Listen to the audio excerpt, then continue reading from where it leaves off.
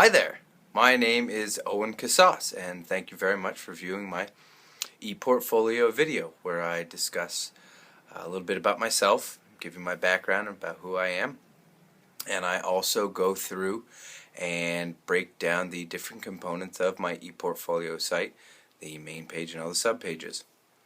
So I've got my laptop here where I will be referencing and going through my e-portfolio from the top subpage all the way down to the bottom. So a little bit about me.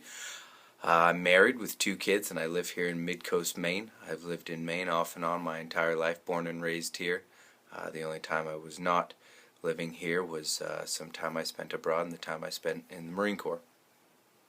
So, like I said, I did spend some time in the Marine Corps. I was active duty for 4.5 years. When I got out of the Marine Corps, I went and did a NOLS trip, which is a National Outdoor Leadership School. After that, I did some commercial fishing on 2 commercial fishing vessels out of New Bedford, Massachusetts, with a Maine-based crew. It was a really good time. Hard work, but good payoff.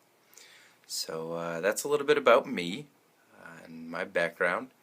I'm utilizing the GI Bill. I'm about to graduate. This is my final semester. I graduate in May with an applied science degree, as I'm sure most of you are working towards. So let's roll right into it. Welcome to the wheelhouse, it says. On a boat, the wheelhouse is where all the heavy thinking happens, so I thought it was an appropriate title.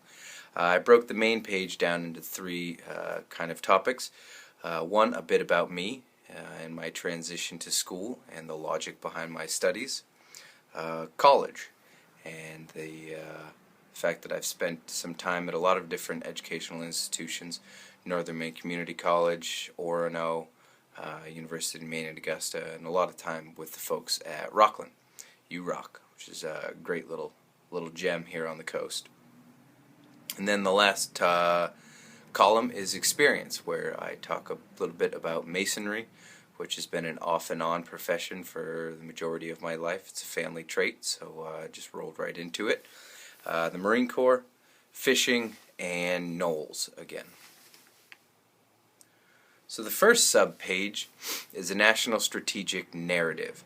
Now I could talk all day long about the narrative, but I'm not going to. What I'll say is that it is a framework written by 2 military men, a framework for policy shifting from the policies of containment to policies of sustainment or sustainability in general, which is something that I really enjoy researching and discussing with people. Sustainability of our utilizing our natural resources.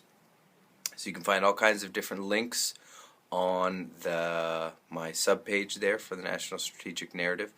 The one thing that I will be posting on there in a bit is the last project that I did related to the narrative, which was I traveled down to Washington, D.C.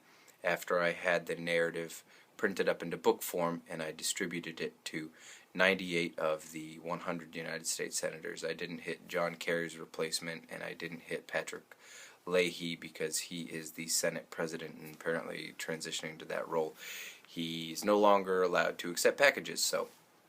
But I tried to get all 100 of them, but 98's not bad. So I encourage everyone to, if you have a chance, explore National Strategic Narrative. You can find them online, www.nationalstrategicnarrative.org, or you can find them on Facebook. The next subpage is business and technology development. I am a business minor, so I've spent quite a bit of time taking business and management courses. I also have spent a bit of time off and on going to offshore wind energy conferences. And one of the things that was discussed often at these conferences is how difficult it is to cost effectively and accurately measure wind speeds offshore, many miles offshore in very deep water depths. It's a complicated thing, very cost intensive, very resource intensive. So how do we do this quickly, efficiently, easy, cheaply? And so what I did was I designed a system for doing that, and I spent a bit of time with the folks up at Orono helping me flesh out better the design and order of operations on deploying this thing, a lot of the different business aspects of it, pro forma financials worked up from the Knowledge Transfer Alliance up at Orono, and then especially the Advanced Structures and Composites Center up at Orono and Advanced Manufacturing Center. also the Foster Student Innovation Center have all helped me with my technology project here. I don't talk about specifics for proprietary reasons, but if you'd like to discuss it further, I'd be free to answer any questions you may have. So after business and technology development, I have fishing and maritime, where I've got some interesting images there from my time fishing. Fished on 2 different boats, like I said, the Egg 3 and the Dictator. Actually, the Dictator was struck by a close to 1,000-foot freighter a little while back. So if you search Dictator freighter, you'll find that there was one crew member who was sleeping in his bunk. That was me, which means I didn't get hurt, which is a really good thing. I also talk about some time that I spent tending moorings for boats in Rockport and Camden Harbor. Worked on a retrofitted lobster boat with a barge. We would pull up the moorings and inspect them and redeploy them back. I am a NAUI certified diver, but that is a little more time intensive to check the moorings out. So what Rob Iserbit and I, who owns the Rockport charters that we did all of the work through, we would just pull them up on the barge, like I said.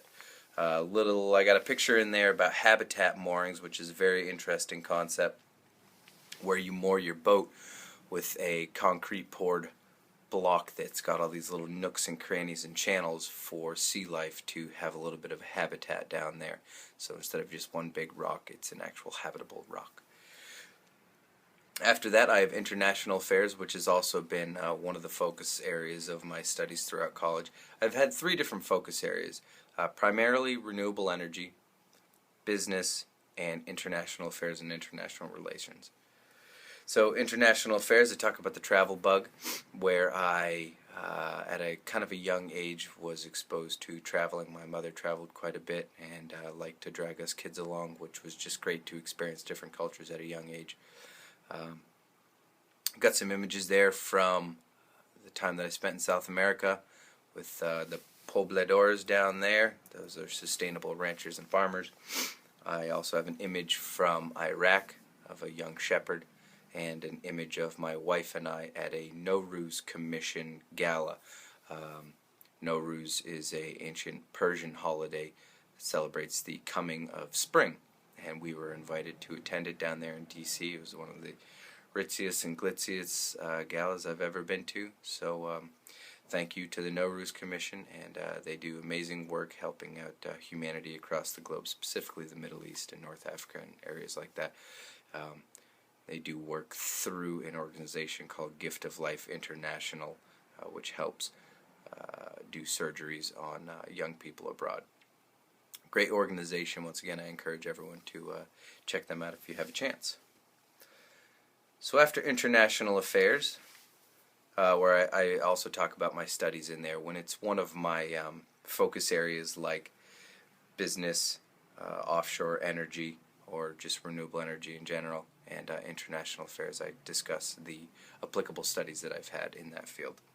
So offshore and land-based energy, like I said, I went to Northern Maine Community College, where I studied wind power technology up there. It was a great program, great individuals, great teachers that they have up there. It's just hard to have a young family down here in the mid-coast and be going up to Presque Isle for 5 days out of the week. It gets just a little bit tough. Great program, and I would encourage people to check that out as well. Renewable energies is always a good thing in my book. So I talk about my studies, some of the conferences that I've attended. I've got information and resources there, different links to good information and data sets that you can find. And I also have a link to a PowerPoint and a video explaining a Ragged Mountain wind farm project that I did, where I fictitiously created a wind farm on top of Ragged Mountain. The whole scope of the project was to figure out how much energy it took to create the project, how much energy the project would create over the life of it, and where do they meet in the middle. Where's energy equilibrium, where the energy in matches the energy out, and then you can figure out how much is surplus. So one of the things they talk about in the Marine Corps is leaving the range that you've just shot at better than you found it. So that kind of translated into a lot of different things in my life. And so wanting to leave things, the planet, better than we found it has been a good focus for me. So finding out that we are creating more with less, it's a good thing to be thinking about and studying. So after that, I have my resume and writing and some letters of recommendation. My resume is linked to on there. My letters of recommendation come from the dean of my school, the School of Professional Studies, Dean McAleer. She wrote a great letter of recommendation for me, and also Captain Wayne Porter, active duty in the United States Navy. He's teaching at the Naval Postgraduate School right now. He's a co-author of a national strategic narrative, and I've got to know him quite well over the last year, so he wrote me a very nice letter of recommendation as well. I broke my writing into two major subjects, energy and technical papers, and veterans, governmental affairs, and events. Like I said, I go to a lot of conferences, so and I love giving this tip out, and everyone should pay attention here. If you find a conference that you're interested in and it's like a $600 price tag associated with it, which is not unrealistic at all, get in touch with their local paper, find out if anyone's covering that event. If they're not covering the event, offer to write an article on the event, and you get a press pass, and you get in for free. They feed you, you get in for free, you get all the networking you could possibly want, and usually they give you a little bag with all kinds of informational packets, pens, chocolates, I mean, you name it. So really, I would encourage everyone to, if you find events and conferences that interest you and you think would be beneficial for you to do some networking, please try to find a way. I've gotten thousands of dollars worth of free entrance fees to a lot of different conferences just by offering to write articles.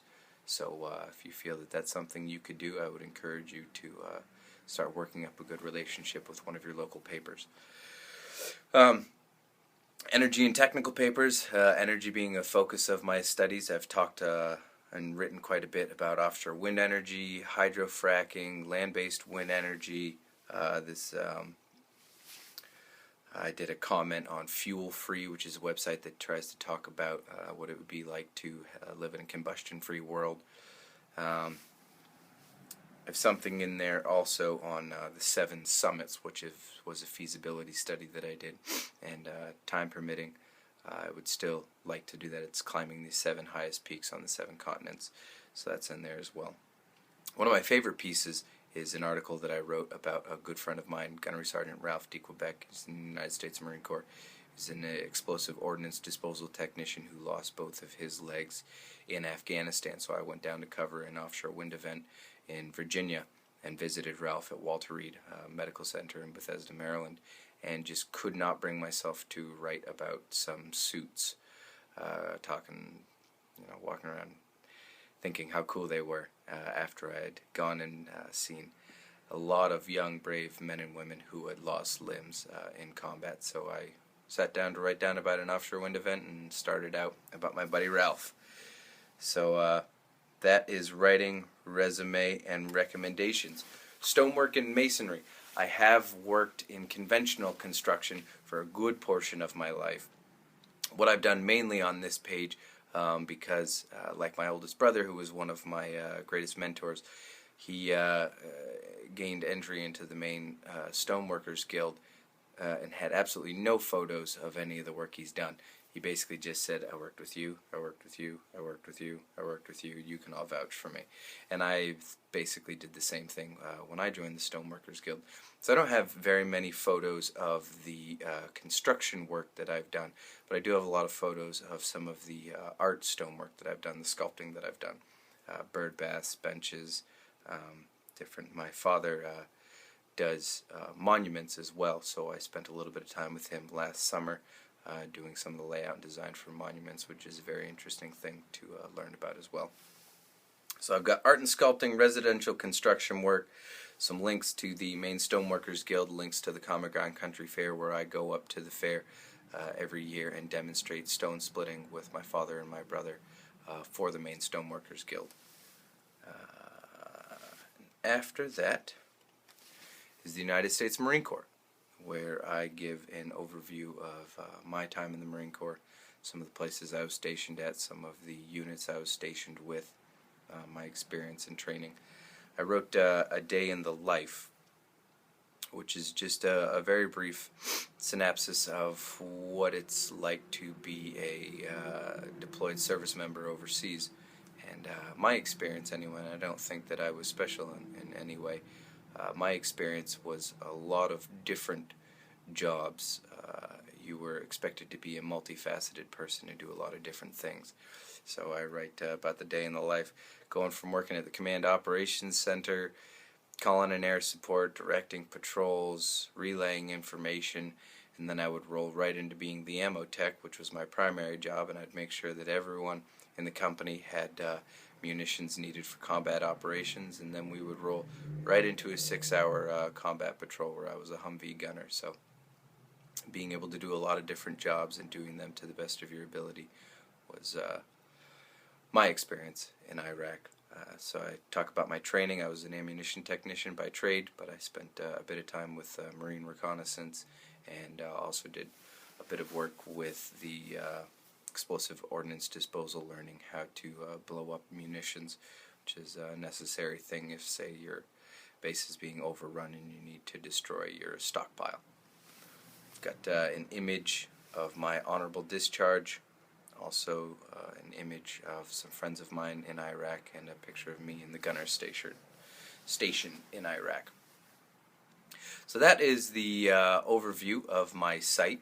Had quite a few life experiences so far. I'm hoping to add them as life goes on, and I hope everyone has enjoyed taking the time to watch this video. Hope you take the time to check out my site, and I've enjoyed looking at all your sites and watching your videos, so hope to comment very soon. And again, thank you very much for taking the time to watch my video, and I hope you all have a great rest of your day. Take care.